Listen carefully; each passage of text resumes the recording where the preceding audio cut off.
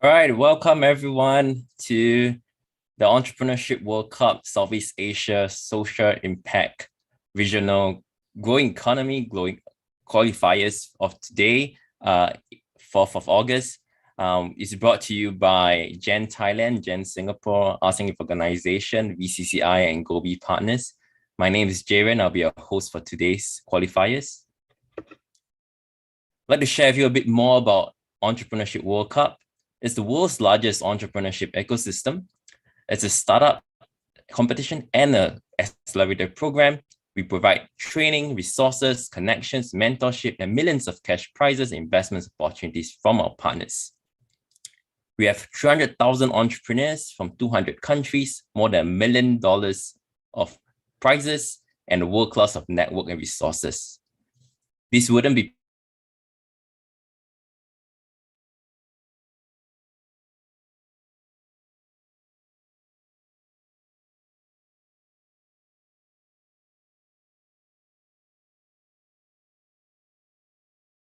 for the growing economy regional qualifiers. First, we have Intif Studio, Novotech, System Stone,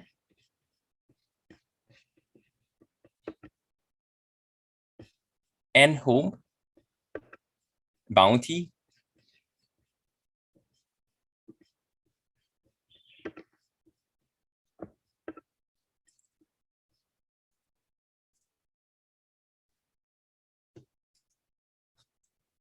we also have with us our judges for the growing economy qualifiers, Dr. Kit Supachai, Parchariyanon, CEO and co-founder of RISE, with Meili, Lovanich, Associate Investment Officer of International Finance Corporation, IFC, and Ms. Carman Chan, founder and managing partner of Click Ventures.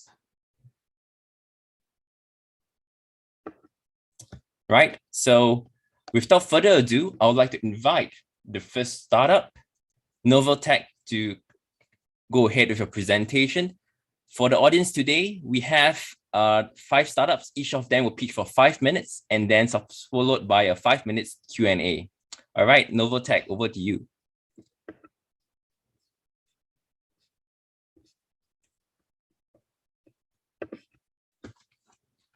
Hi, Jaren. Can I get the screen sharing, please? Yeah, sure. Yep. Let's go ahead. Yeah.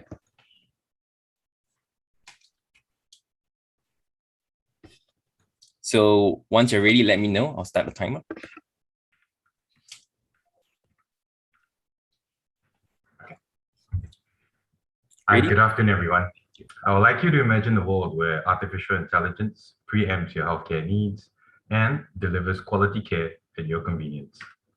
So imagine just waking up, and by the time you're done brushing your teeth, our AI would have gathered your vitals, monitored your physical health indicators, as well as informed you of your mental well-being scores, possibly even recommending more fluids and rest that day because your trends indicate that you may be falling sick. Hi, my name is Jonathan, founder of Novotech, and we have made this a reality. But first, why are we doing this? Because of the large number of people that we can help. Global aging and chronic illnesses are driving the need for health monitoring and analytics, which is a $40 billion industry with a combined CAGR of 20%. The solutions in this space today are predominantly covered by wearables, but we saw some inherent problems, namely the high costs, which increases the barrier to adoption, discomfort from prolonged wear, where users don't wear it as long as they should. And because there's so many makes and models out there, raw data is trapped in silos within each manufacturer's database with no centralized ability to process. So this is how we're disrupting the market. We've developed 2 key technologies, remote photoplasmidtomography or RPPG, and predictive AI. With RPPG, any video feed from any camera, in this demo, it's a selfie from my own smartphone, is all we need to measure medical grade vital signs as shown here. Compared to a pulse oximeter on my finger, heart rate, respiratory rate, and SpO2 values are spot on. We also measure heart rate variability so we can monitor physical fatigue and stress levels. Predictive AI then analyzes these vital signs and predicts any underlying health issues without any more costly or uncomfortable wearables. And now with the raw data collected with each measurement, more meaningful predictive analysis like blood pressure, glucose levels, as well as cardiovascular risk can be possible. So this is how it works. Similar to smartwatches that use a green LED, computer vision and AI measures the visible light reflected from regions of interest on my face instead. It is a physical measurement without any AI estimation or machine learning models, and that is how we get such accurate results.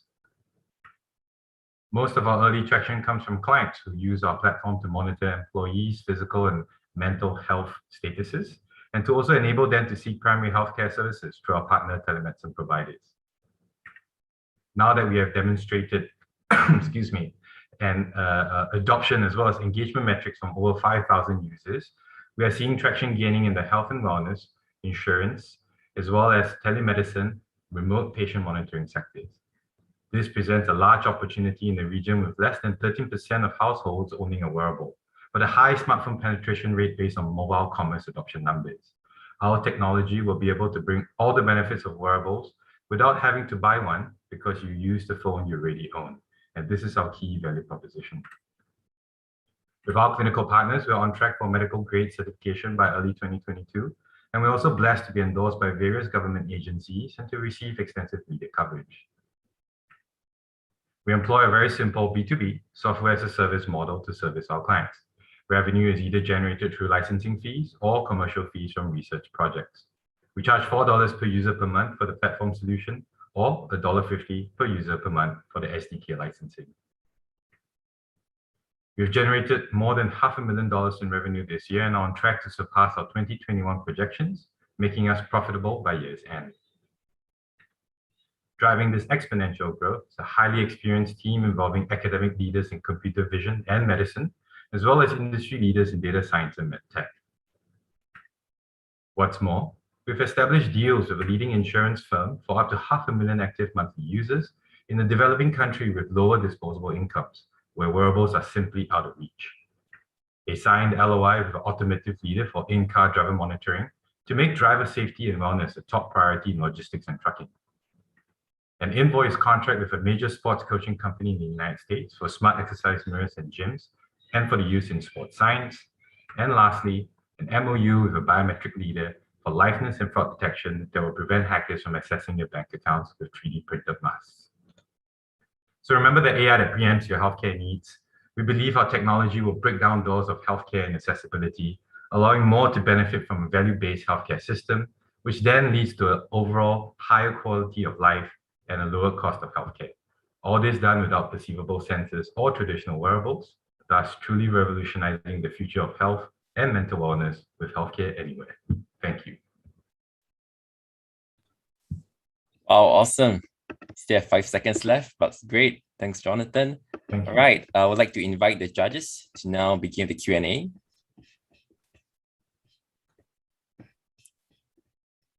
Yeah, I can go first. So thanks so much, Jonathan, for your presentation. I think that's interesting. So a couple of questions here. So first one is like, do you have a how to protect like other competitors to coming into the market? Is there any kind of like IP or patent that you guys are like filing or already having? So that's the first question. Yeah, second question, like would love to understand more about the business model. Understand that you have like B2B also, right? And then the revenue that coming from that you already get for this year, where is coming from, which track? Yeah, I would like to, and then how do you see it in the future? Yeah, which track it's going to be? Yep. Okay, so let's cover the IP. Thank you so much for the question, Dr. Kid. Our IP roadmap it consists of 3 different patents. One's already filed, and that's for a utility patent about the use of RPPG combined with AI for a employee management and monitoring system in this COVID times. So that one has already been filed with IPOS. We have 2 more that's going to be filed based on a design patent. One of it is RPPG that uses newer techniques outside of the visible light spectrum. So right now, one of the challenges is if you're obviously in a dark room, you can't do RPPG. But we have already surpassed that or innovated within this space to break that problem, and we intend to patent our the breakthroughs that we have there. And lastly, the last one is we have a special AI that calculates the confidence score of each measurement, very similar to a perfusion index on a pulse oximeter. It measures the signal-to-noise ratio, and if the signal-to-noise ratio is sufficient, then the AI allows it to be a medical grade certified, and that's the one that we're using with our current clinical trials, and that's something that we are also intending to patent. Moving on to the business model, we do have a very simple B2B model where we charge licensing fees, either a pay-per-use, or with larger companies like the insurance play, it's just an annual contract that is paid out every quarterly with a max cap of number of users in that entire year. Obviously, if they bust that number, then they will pay extra per user. But this is a model that works for larger companies, and typically this boils down to only a few cents per user per month. Obviously, with larger volumes, then you enjoy a much greater savings from adopting this technology. Last but not least, all the revenue that we earn this year is not recurrent revenue yet because they're all project-based. So it's either a project-based for POCs, which are paid. Obviously, we used to do free POCs, but we're beyond that now. Now it's all paid POCs to then use those to establish the recurring revenues. So the one for the sports coaching company in the US, that one is going to be a two project, one to enable the software, pay for licensing fees, as well as recurring revenue for estimated 100,000 users per month. Hi, Jonathan, and Hi, team. Maybe I can go next. So I have a question on the sector that you focus. Can you walk us through the rationale why you are targeting different sectors, like from healthcare to autonomous vehicle, and how long and how much effort do you think would be needed to shift to sell to customers in one sector versus to another sectors? And related to this question, if you can walk us through the efforts and sales cycle that you've made in order to make this $500,000 of revenue this year, that would be great. Thanks. Gotcha. I'll try and cover this in a minute and a half that we have left. But basically, the biggest problem that we have, the most obvious application to RPBG and AI would definitely just go sell to telemedicine, remote patient monitoring, because that's the most obvious use case.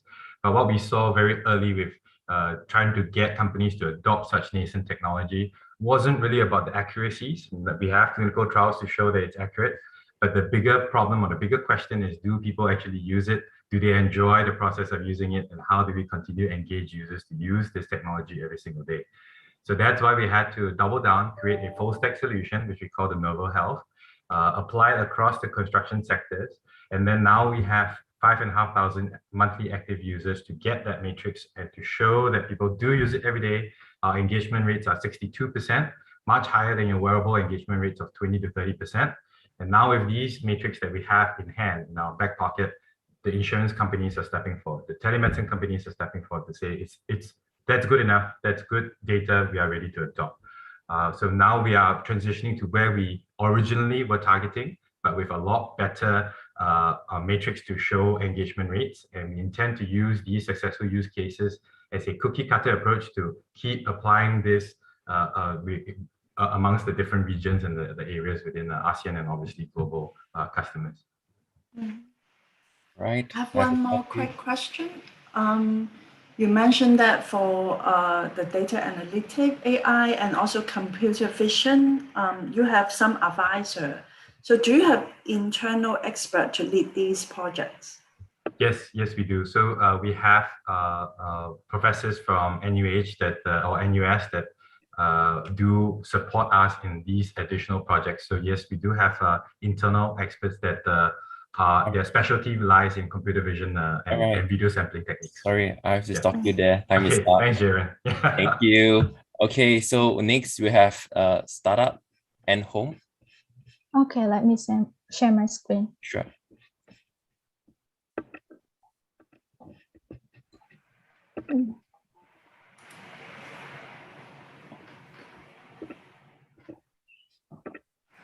Okay, good afternoon. My name is Rin, co-founder of Home Smart Home. And have you ever gone on a business trip but you still wanted to take care of your home? Don't worry, because our mission is to bring your home with you when you're out of home. To begin with, Anhome is specializing in researching and developing smart devices on the global AI and IoT platform. And as you may know, the IoT technology has become an epic trend. For example, the appearance of Xiaomi smart air and water purifiers with disruptive and new functions is challenging many big brand names like Kangaroo, Sunhouse, or Caterpillar, and this urges them to innovate their products as soon as possible. However, they are facing with many challenges on the way, and one of their biggest challenge is the R&D process, which would cost them up to millions of dollars and up to 3 years to complete, and not to mention other high risk of failures. So if they don't, innovate the products, they can become forgotten. But if they do, they have to sell at a very expensive price, which is a barrier for adoption. But don't worry, because Anhome is here to help them easily transform their traditional devices into smart devices only by an IoT kit, which is so small and attached right into their current product. And it's so easy. You have a device, I have an Anhome IoT kit, and yes, we have a smart device. And you can see the video for more information.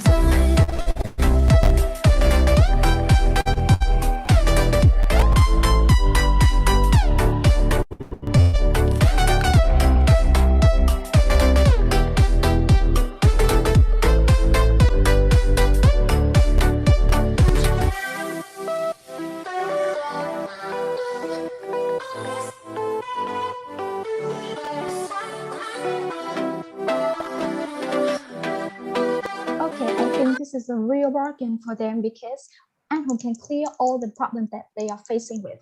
And I think the core value of us is not the hardware, because we also offer a completely free mobile app for the consumers to control their devices.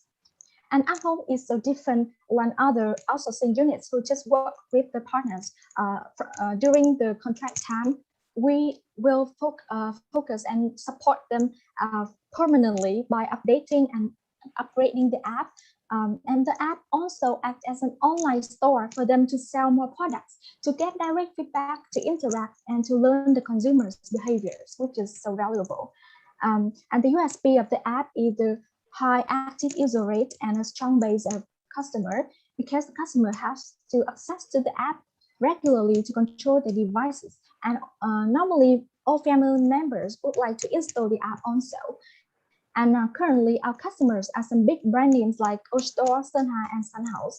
And our revenue stream mainly comes from the sale of the kit and also the online application service, with the gross profit from 60 to 70% with the kit.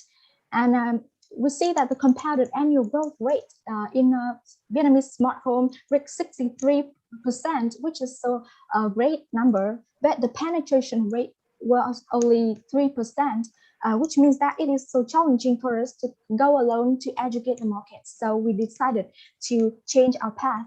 We decided to go with the giants to together educate the market from smart home to smart household appliance. And we plan to close this round before September, before continually seek capital for Series A, which will last until 2023. And we're calling for 100,000 USD for 10% equity. And our ultimate goal is not limited to a smart home company, but we aim to become a smart life company in the future. And we believe that the combination of young, energetic staff with experienced engineers would together help us win the customer's heart and mind. And Warren Buffett said that if you want to go fast, go alone. If you want to go far, go together. But I think that in this harsh and bustling marketplace, you have to go fast and go far at the same time. So would you like to go with Anhome? Thank you for listening, and I'm open to all your questions. Oh, great. Thank you. Yes. Right. You have 30 seconds actually. I So don't that's see good. the subtitle of the No time. worries. All right. Can we invite the judges Yes. for questions?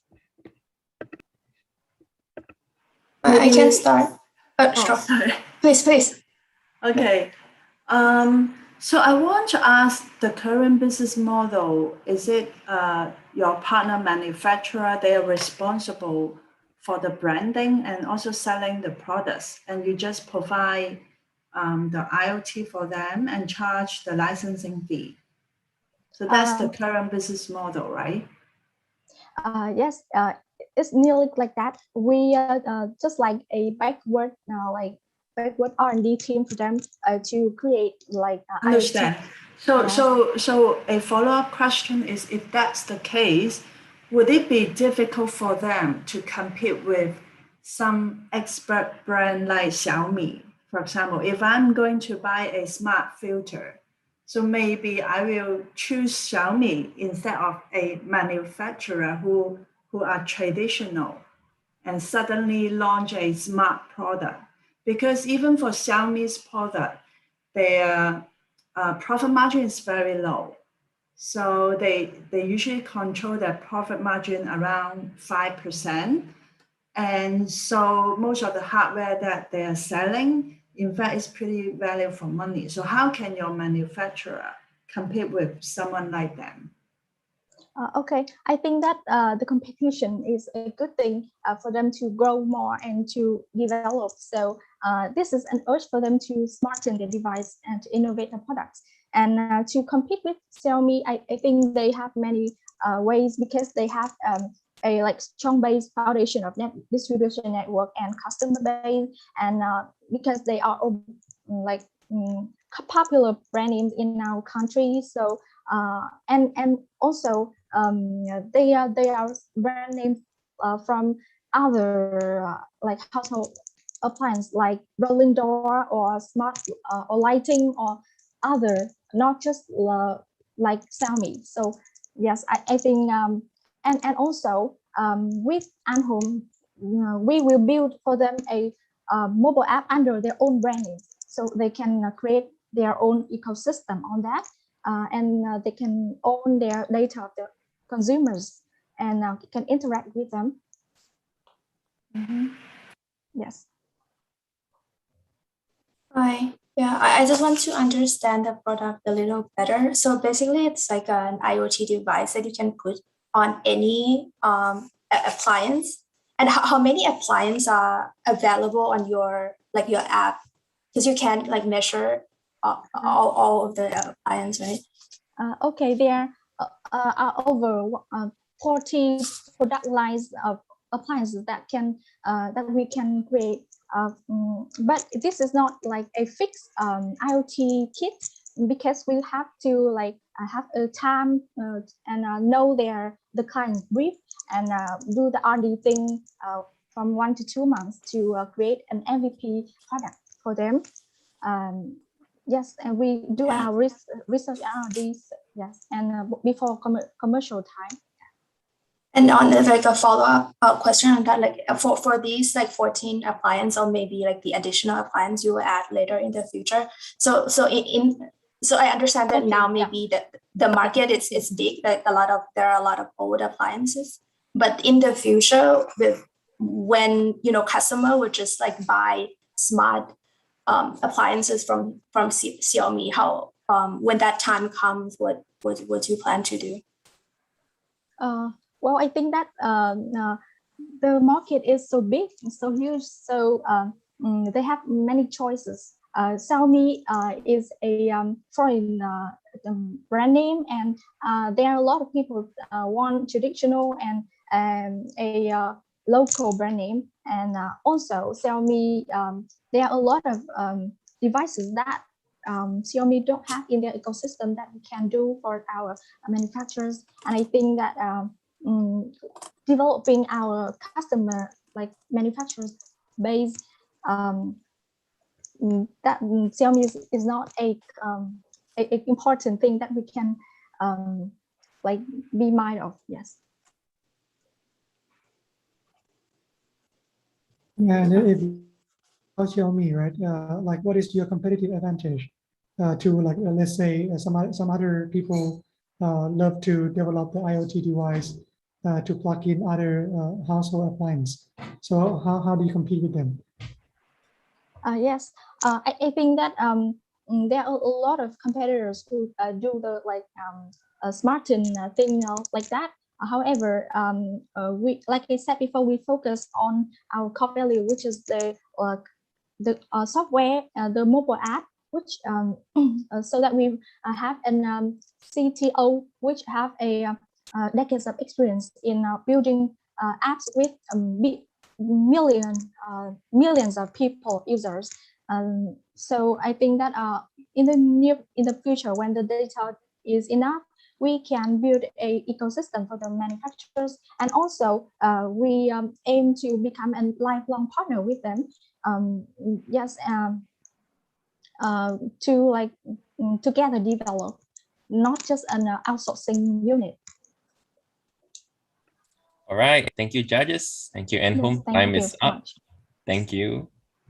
All right, next we have intervention by Intiv Studio. Okay, let me share the screen first. Okay, it is shown up. Yep, it's good. Okay, whenever you're ready, I'll start. Okay. Right. Okay, good afternoon, everyone. Let me introduce my company in the studio, and I'm Carman. And start story for Intiv Studio. We formed in 2019 with hackathon competition prize, and we at the first time we provide services focused on website, ERPs, and mobile development. And in 2020, we started to explore other services such as AR, VR, and game. Also, we increasing for 100% revenue in 2020. And in middle of 2021, our previous client said that, Carman, we need something that able to handle worker fatigueness potential during or on the project side, like this.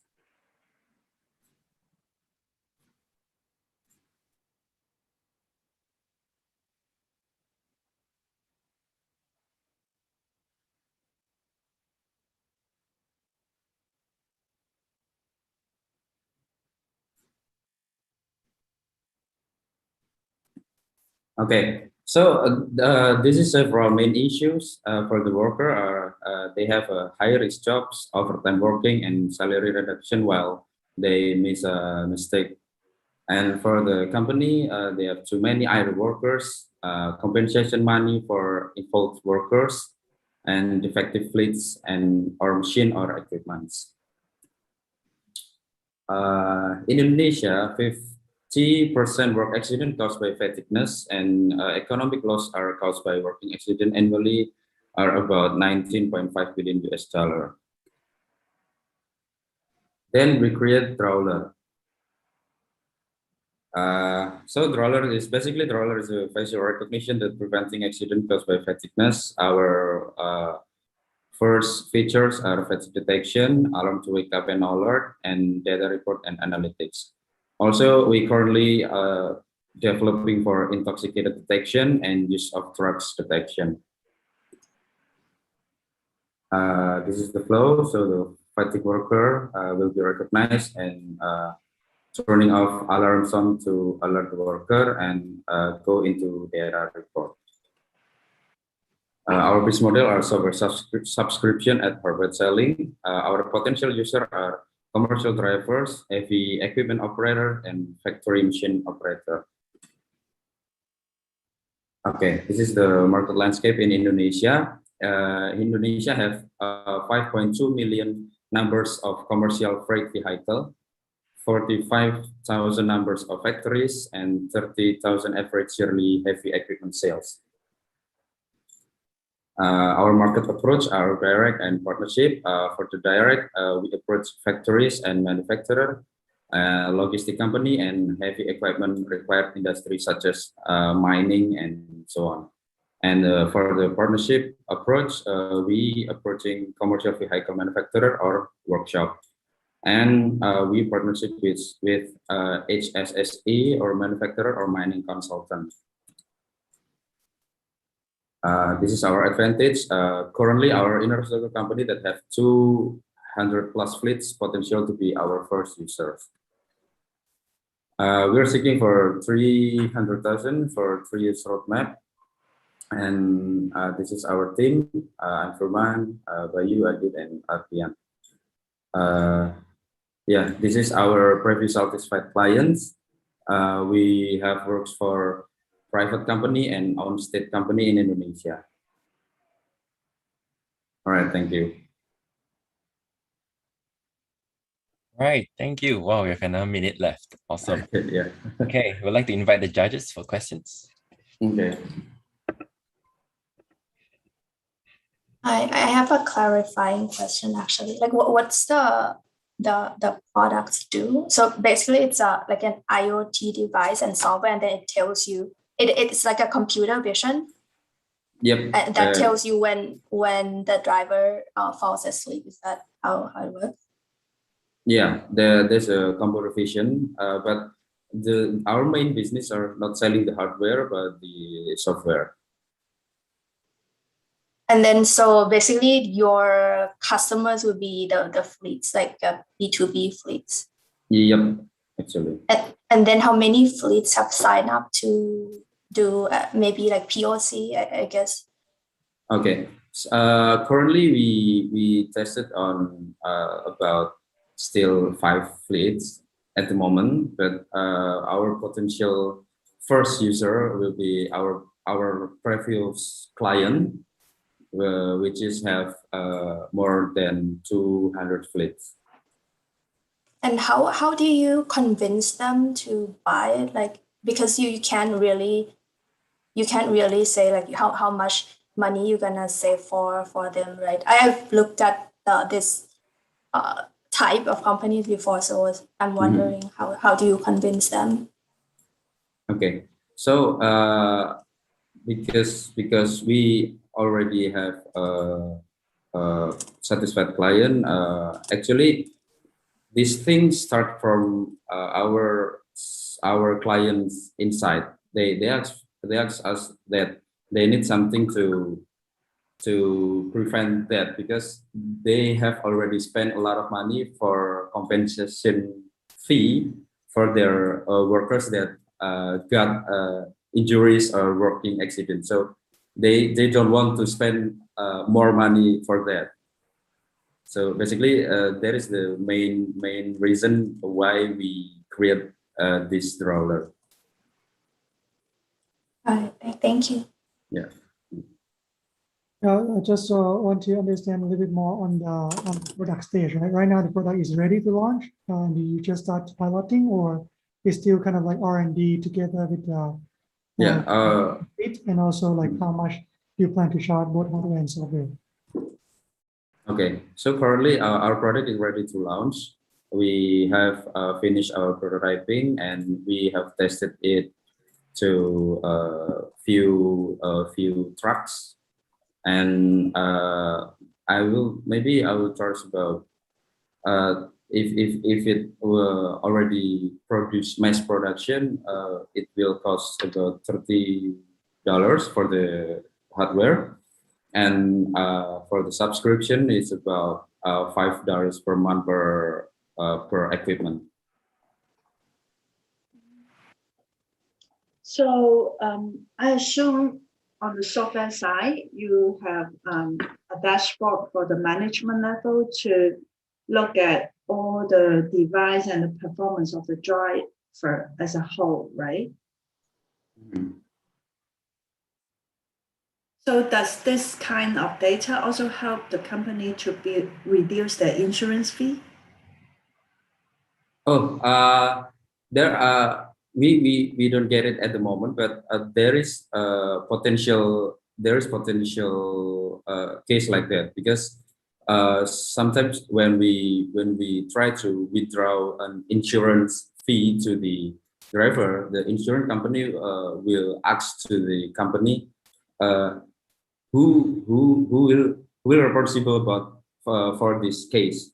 But I think with our trawler, they can have like proven to insurance company that maybe reduce the compensation fee for the workers. Mm-hmm. So the compensation fee is for the worker, for the driver. Yes, for his family. Oh. Yeah. Okay. Okay. Yeah. All right. Thank you, judges. Time is up. Thanks, Intiv Studio. Thank you. Okay. So we'd like to invite the next startup, Factorium by System Stone. And let me share the screen.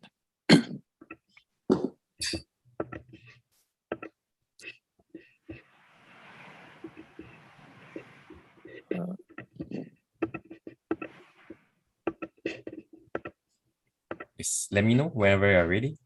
Okay. Let me push it.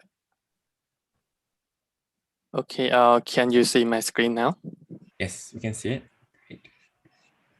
Okay, you may begin. Okay. Let me press it. Okay. Good afternoon, everyone. My name is Sitikon, CEO and co-founder of Factorium. Let me introducing about our company.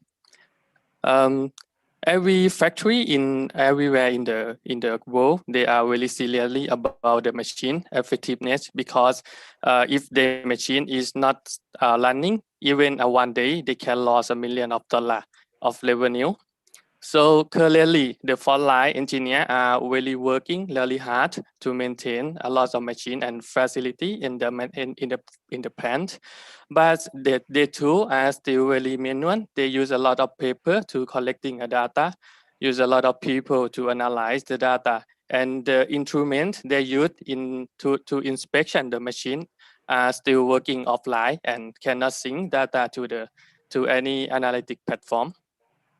So Factorium, we offer a fully solution for factory maintenance. So we provide a mobile application to help the frontline engineer working more easier.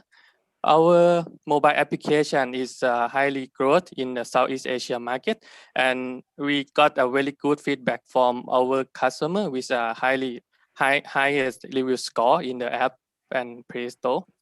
The application can help a frontline engineer to get notifications when their machine have some problem. They can use this application to proceed the workflow, create a ticket, and assign the ticket to the team. They also can collaboration with our other department like the production team or store team. Our application can support several function and features, so it's a lot of detail, but it can cover all activity that they need to use in the factory. Our uniqueness is we provide more integration platform compared with the other platform. So our customer can integrating our software with any ERP system, analytic system, also with the IoT platform and the SCADA system as well.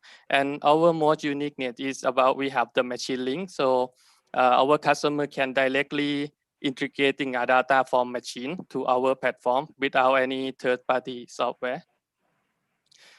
We also have unique content to help our customer end user improving the skill and knowledge. So this feature is we have only one in the market. About the business model, we provide the full system with a subscription fee. So we are software as a service. The customer can start with the freemium package. So we limit number of the team size and some feature. So if they realize that they like to use our platform, they can scaling by buying the subscription for the extra engineer, which are $35 per month. And if they need to integrating data from machines, we charge only $4 per the data per month. After using our system, we have provide highly value to customer. For example, Chalerone Pokpan Group is the top 4 food manufacturing in global. They're using our system over 23 factory size, and we can help them improve the engineer response time to the case over to 200% in 2 years, and we can reduce the average repair time over 300%. Our tractions after 3 years, we launched the system. We can reach over 4,300 factory customer in Thailand, and some of our customer is a big brand like a Unilever, Shell, Caterpillar.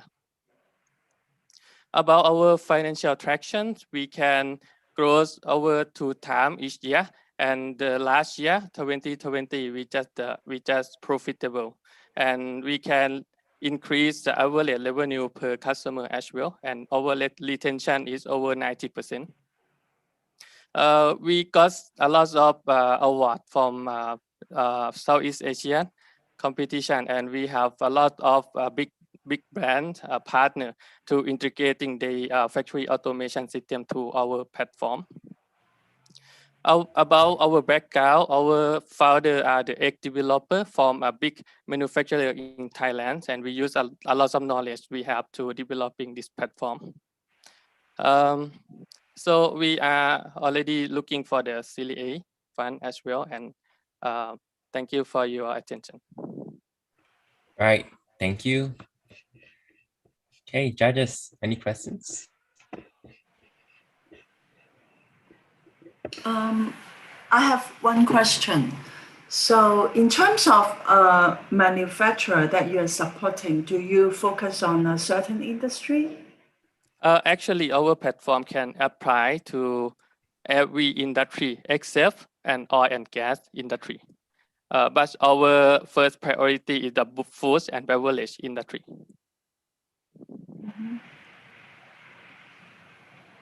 All right. So yeah, like congratulations for like recent achievement. Yeah, actually, like I personally know Citicorn for a couple of years, and yeah, like this is the recent success is amazing. And but just one a quick question, right? Because you mentioned in the slide that you have around like 4,000 like factory, but then looking on the revenue side is kind of like 400K something. So if you divide it by the number of factories, mean like it's only like 100K, like 100 US per factory. So that's it means like maybe 3 people using it. Or yes. Yeah, can you explain a little bit more on those kind of number? Okay, about the number 4,300 is our customer in kind of the premium customer. So our sales funnel that's converting the freemium customer to the premium customer later.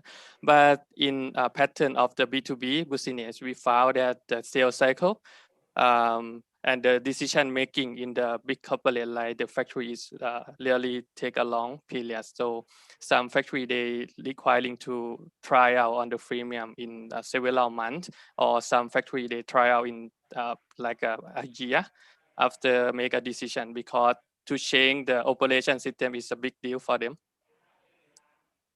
Yeah. Thank you. Please, yes. I just want to know like how many like paying like factory right now? For last year until last year is 130. Thank you. 130. Yeah, and to follow up on that, the retention rate that you showed is from the freemium or from the paid customers? From the paid customer. Okay. And usually how long is the contract? Is it like 1 year and then 90% of them renewed after 1 year? What's the average length of contract?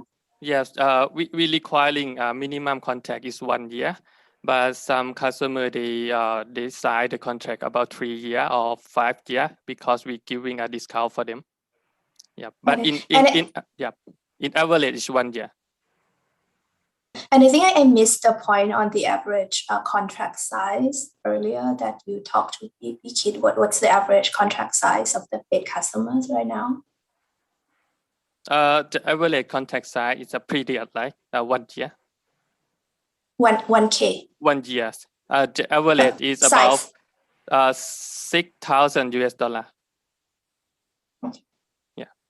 And how many people do you need to support one factory, like technical staff, for like installing and get the system up and running and then support them over afterwards? Okay, we design the system for AC to scaling. So we design the customer journey with like automate in implementing. So a lot of our customer they download the application and installing by themselves. But we also have additional service to send our engineer team to consult and help them migrate the data. So we have a support for this. It's about 4 persons. So right now, just 4 people are needed to support 130 customers. Only 2 people to support 1 customer to integrating the system. How about the after sales? After sale, we have a support team and direct chat. So if our customer have some problem and they need to solve some problem in the software, they can directly chat to our support team. We call it a support team. It's about 3 persons. So we support customer in business day, but we plan to support in 24 hours, 7 days. Yep. Got it. What I'm trying to get to is how many people are needed to support the 130 paid customers right now. Actually, it's not much cost on the support because the application is really reliable, and we found a case that customer they asking for support. It's just once they found some bug or they found some they did not understand to use some feature. So this is really few cases that we found. Yeah, I can say 3 people can support 150 factory now. Yeah. Got it. Thank you.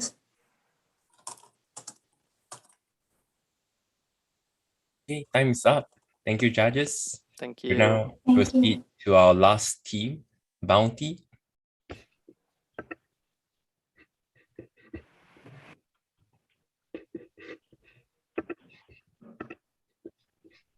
Okay, whenever you're ready. Right. Good afternoon, ladies and gentlemen and judges. My name is Lex. Let me take you through the journey of Bounty in esports, a marketplace to connect gamers globally. 18 years ago, I was ranked 8th in the world for this game called Warcraft 3. But no, I didn't make any money from this, simply because there wasn't much opportunity back then.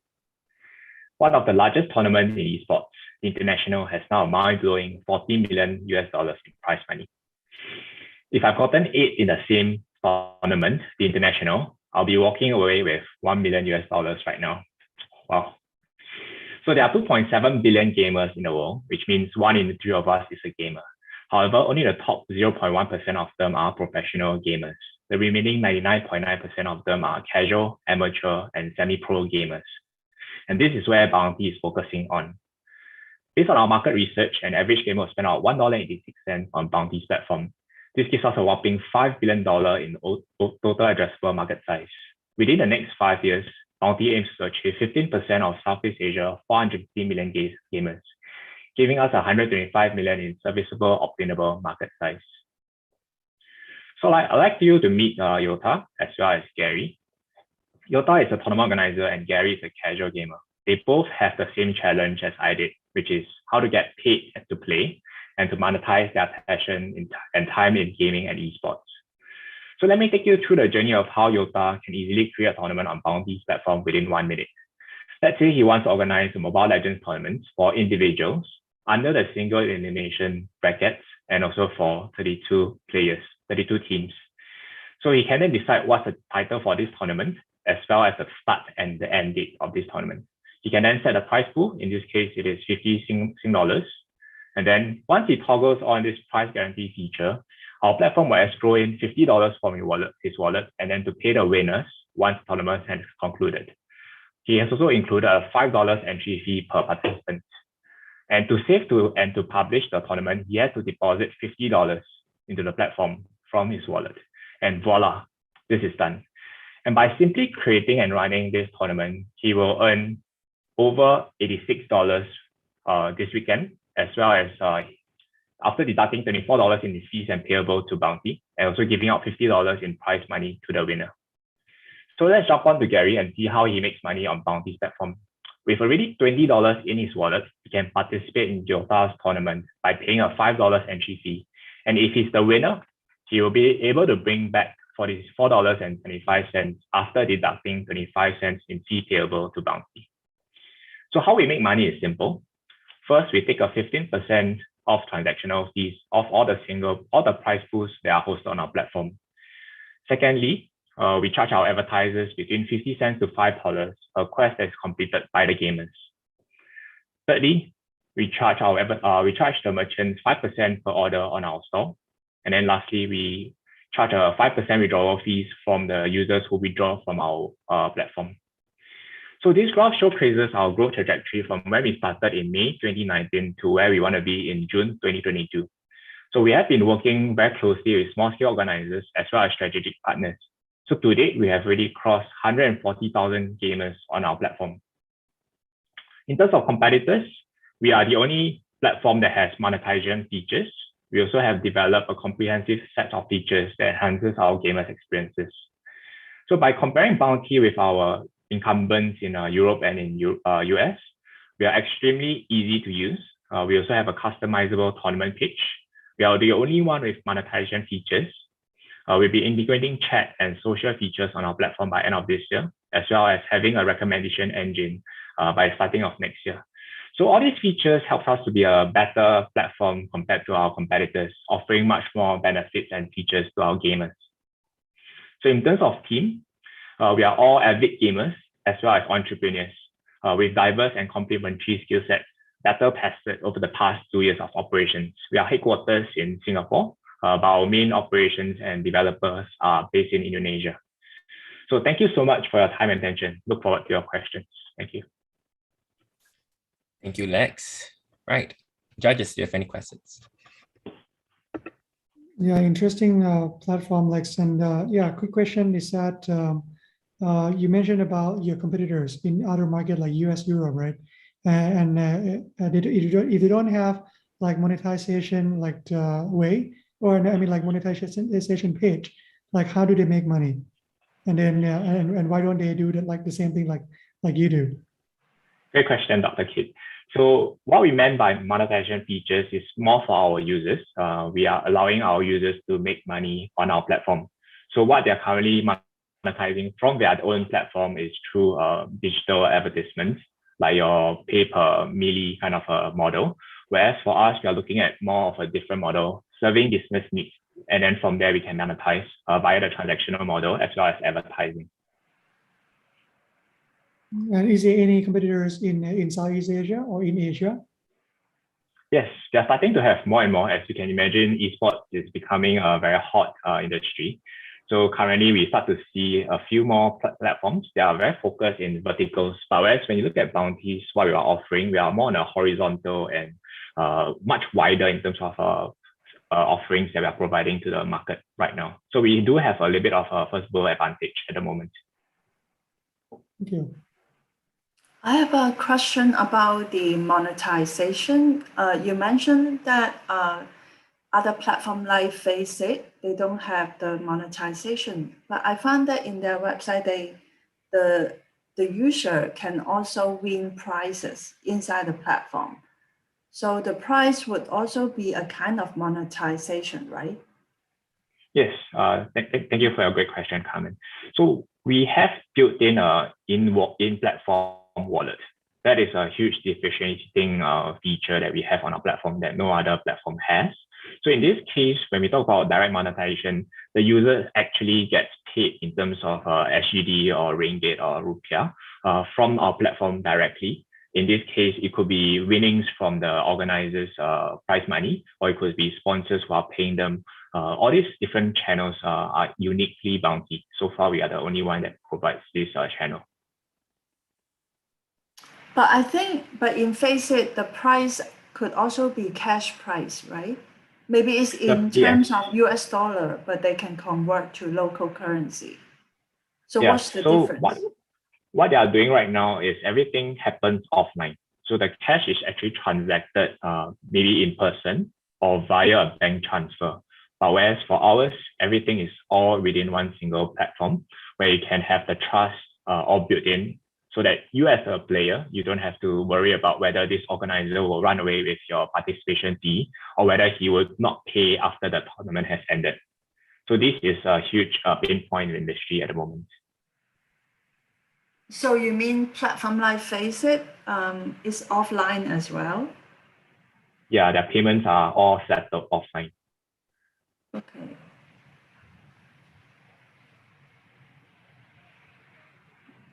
I'm curious. Oh, yeah. No, please go ahead. Oh, okay. I'm just curious why it will be offline. Okay. Yeah.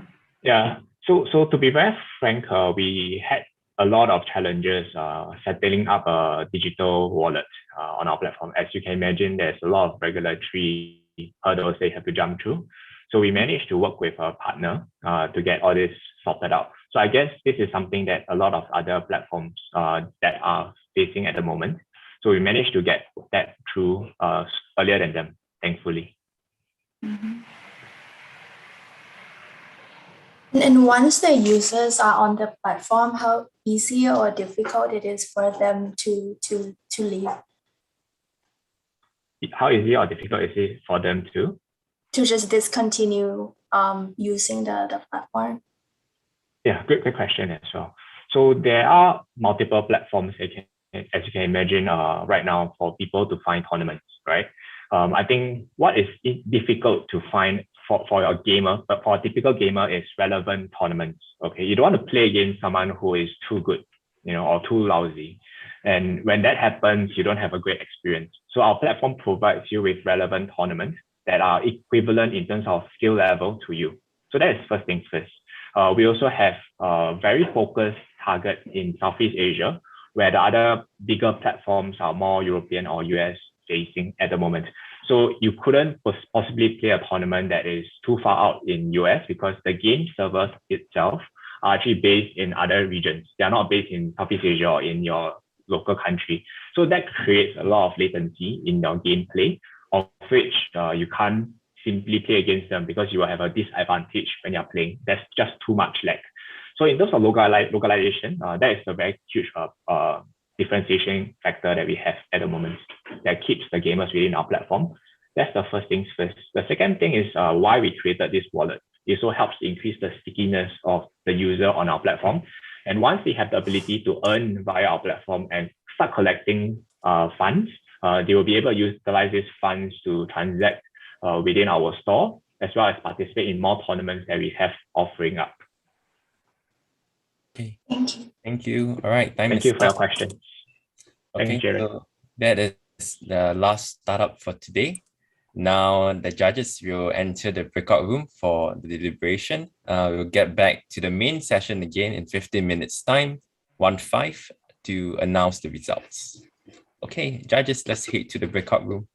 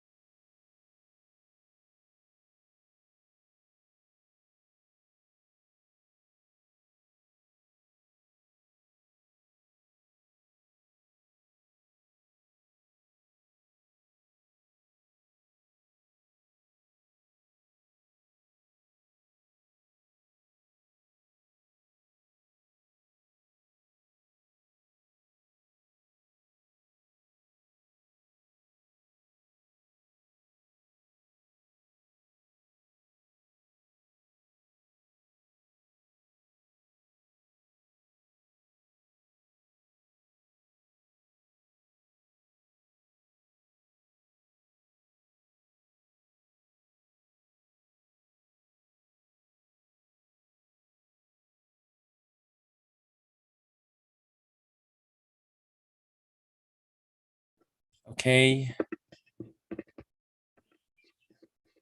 Great. Right. The judges have actually deliberated. We have the two teams.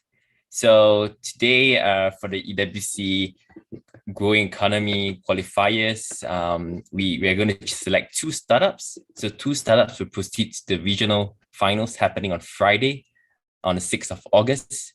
Growing economy qualifiers, you have heard from startups and economic mobility, smart cities, deep tech, IoT, advanced manufacturing related. And these two startups, when they move on to the 6th of August regional finals, the winner from that regional finals will proceed to the EWC Global 100, top 100, right? And they will have a chance to also win $100,000 worth of in-kind prizes sponsored by EWC Global team. And lastly, before I announce the results, I would like to once again thank the judges for their time. Dr. Kit, Supachai, Miss Meili, Miss Carman, thank you so much for your time. And hope you guys had a great time with all of us today. And the judges, thank you. For the startups, regardless of the results, I guess you're all great startups, all representing your countries. I hope you guys have an enjoyable time on this EWC journey with us. And we hope to also see you again next year. It's an annual competition. So good luck. The two startups we have for global economy qualifiers are Factorium and Bounty. Congratulations. Right. So before we all head off, I would like to invite everyone. We can do a group shot together.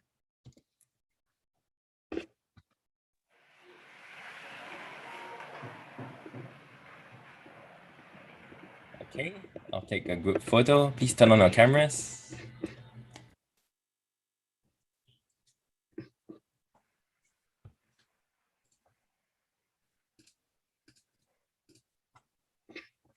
Okay, all right. In 3, 2, 1, smile. Thank you, everyone. Thank you for your time. Congratulations to the winners. Look forward to seeing you in the regional finals. Thank you, judges, for your time. Thank you. Thank you, Jiren. Thank you, everyone. Thank you. Bye-bye. Thank you. Stay safe. Bye. Oh, Thank you. bye. Good luck.